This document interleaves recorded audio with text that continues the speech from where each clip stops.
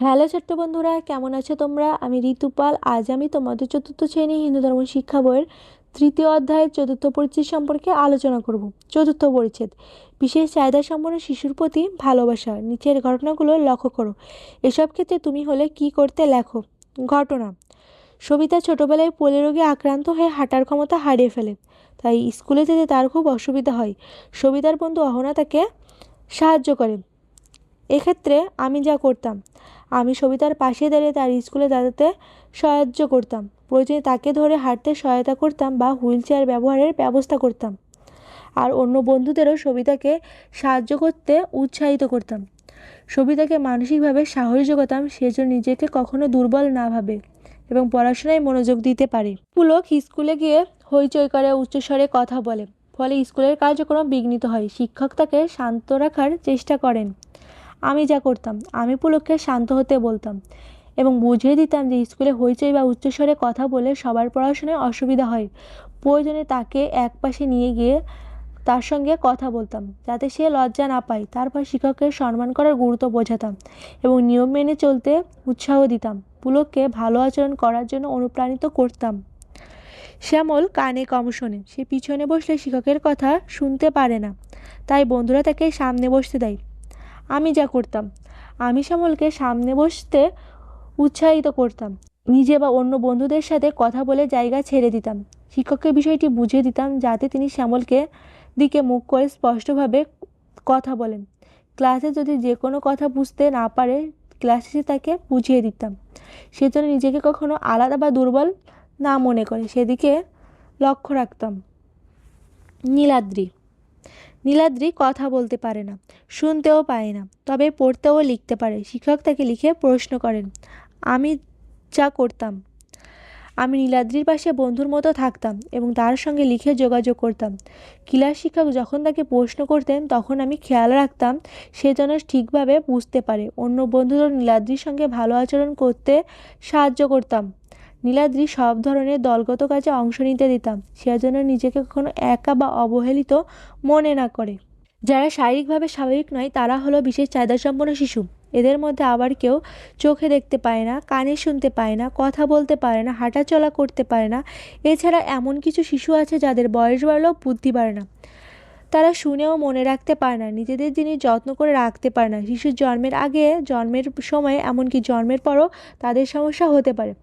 আমাদের চারপাশে বিভিন্ন ধরনের বিশেষ চাহিদাসম্পন্ন শিশু রয়েছে, যেমন শারীরিক, মানসিক, আবেগীয়, দৃষ্টি, বাক, শ্রবণ, বুদ্ধি, অটিজম, ডাউন সিনড্রোম ইত্যাদি। তাদের সমস্যা চিহ্নিত করে সে অনুযায়ী হিয়ারিং ডিভাইস, চশমা, ক্রাশ, হুইল চেয়ার, থেরাপি, বিশেষ যত্ন ইত্যাদির প্রয়োজন। বিশেষ চাহিদা সম্পন্ন শিশুর শিক্ষার জন্য বিশেষ ব্যবস্থা গ্রহণ করতে হয়। সরকার এসব শিশুর শিক্ষার জন্য বিশেষ পদক্ষেপ গ্রহণ করেছে। প্রাথমিক বিদ্যালয়ে বিশেষ চাহিদা সম্পন্ন শিশুদের ভর্তি নিশ্চিত করা হয়েছে। বিদ্যালয় কর্তৃপক্ষকে সকল সুযোগ সুবিধা প্রদানে বিশেষ নির্দেশনা দেওয়া হয়েছে।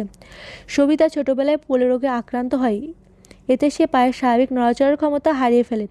সবিতার পরিবার ছিল দরিদ্র, শুধু দরিদ্র নয়, তারা লেখাপড়াও জানতো না। যথাসময়ে সবিতার চিকিৎসা করা হয়নি, ফলে সে পুরোপুরি পঙ্গু হয়ে যায়। পরিবার তাকে স্কুলেও ভর্তিও করেননি। একদিন ওই এলাকার বিদ্যালয়ের প্রধান শিক্ষক সবিতাকে দেখতে পান। তিনি সমস্যাটি বুঝতে পারেন। তিনি সবিতাকে আশ্বস্ত করে বলেন, তুমি শারীরিক সমস্যা জয় করে নিয়মিত স্কুলে যেতে পারবে। প্রধান শিক্ষক সবিতাকে একটি হুইল চেয়ার সংগ্রহ করে দিয়ে বিদ্যালয়ে ভর্তি করে দেন। সবিতা হুইল চেয়ার করে নিয়মিত স্কুলে যায়। হুইল চেয়ারে তার কিছু সমস্যা হতো। সবিতার বাড়ির কাছেই থাকে অশোক, সেও ওই স্কুলেই পড়ে। সে প্রতিদিন স্কুলে যেতে সবিতাকে সাহায্য করে। সকলের উৎসাহ, বন্ধুদের সহযোগিতায় সবিতা লেখাপড়ায় বেশ উন্নতি লাভ করে থাকে। ধীরে ধীরে সে নিজেকে একজন ভালো শিক্ষার্থী হিসেবে প্রমাণ করতে সক্ষম হয়। প্রতিকূলতা জয় করে এগিয়ে যাওয়ার প্রেরণা পায়। ভালোবাসার সহযোগিতা পেলে বিশেষ চাহিদা সম্পন্ন শিশুরাও সফল হতে পারে। তাই বিশেষ চাহিদা সম্পন্ন শিশুদের ভালোবাসবো, তাদের সঙ্গে খেলা করব, বিভিন্ন অনুষ্ঠানে তাদের নিয়ে অংশগ্রহণ করব, ভেবে তাদের প্রতি আমরা সহমর্মিতা প্রকাশ করব। দেখো, এই ছবিতে আমরা দেখতে পাচ্ছি অশোক সবিতাকে হুইল চেয়ার করে নিয়ে যাচ্ছে। বিশেষ চাহিদা সম্পন্ন শিশুর প্রতি তোমার সহযোগিতামূলক আচরণ কি হতে পারে, লেখো। আমি তাদের সঙ্গে বন্ধুত্বপূর্ণ সম্মানজনক আচরণ করব। তাদের শারীরিক বা মানসিক সীমাবদ্ধতা নিয়ে কখনো হাসাহাসি বা অবহেলা করব না। পড়াশোনার প্রয়োজন হলে তাকে সাহায্য করব এবং বুঝিয়ে দেব। স্কুলে চলাফেরা বা কাজে অসুবিধা হলে তাদের পাশে দাঁড়াবো। তাদের মতামত ও সহানুভূতিকে গুরুত্ব দেব এবং সব খেলাধুলায় ও দলগত কাজে অংশ নিতে উৎসাহিত করব। অন্যদেরও তাদের প্রতি সহযোগিতামূলক আচরণ করতে অনুপ্রাণিত করব। এতে তারা আত্মবিশ্বাস পাবে এবং সমাজে সমানভাবে এগিয়ে যেতে পারবে। সঠিক শব্দদের শূন্যস্থান পূরণ করো। 1. কোনো কোনো শিশুর বয়স বাড়লো ড্যাশ বাড়ে না। কোনো কোনো শিশুর বয়স বাড়লো বুদ্ধি বাড়ে না। 2. সবিতার পরিবার ছিল ড্যাশ। সবিতার পরিবার ছিল দরিদ্র। 3. বিশেষ চাহিদা সম্পন্ন শিশুদের ড্যাশ। বিশেষ চাহিদা সম্পন্ন শিশুদের ভালোবাসবো। খ. বাম পাশের সাথে ডান পাশের বাক্যাংশের মিল করো। 1. আমাদের চারপাশে বিভিন্ন ধরনের বিশেষ চাহিদা সম্পন্ন শিশু রয়েছে। 2. সবিতা ছোটবেলায় পোলিও রোগে আক্রান্ত হয়। 3. ফলে সে পুরোপুরি পঙ্গু হয়ে যায়। 4. বিভিন্ন অনুষ্ঠানে তাদের নিয়ে অংশগ্রহণ করব। গ. সঠিক উত্তরের পাশে টিক চিহ্নটি দাও। 1. বিশেষ চাহিদা সম্পন্ন শিশুর শিক্ষার জন্য কেমন ব্যবস্থা গ্রহণ করতে হয়? ক. সাধারণ ব্যবস্থা। খ. স্বাভাবিক ব্যবস্থা। গ. অসাধারণ ব্যবস্থা। ঘ. বিশেষ ব্যবস্থা। সঠিক উত্তরটি হবে ঘ. বিশেষ ব্যবস্থা। 2. যথাসময়ে সবিতার কী করা হয়নি? ক. আদর। খ. যত্ন। গ. চিকিৎসা। ঘ. পরিচর্যা। সঠিক উত্তরটি হবে গ. চিকিৎসা। 3. সবিতা কিভাবে স্কুলে যায়? ক. বাসে করে। খ. ট্রেনে করে। গ. হুইল চেয়ারে করে। ঘ. রিকশায় করে। সঠিক উত্তরটি হবে গ. হুইল চেয়ারে করে।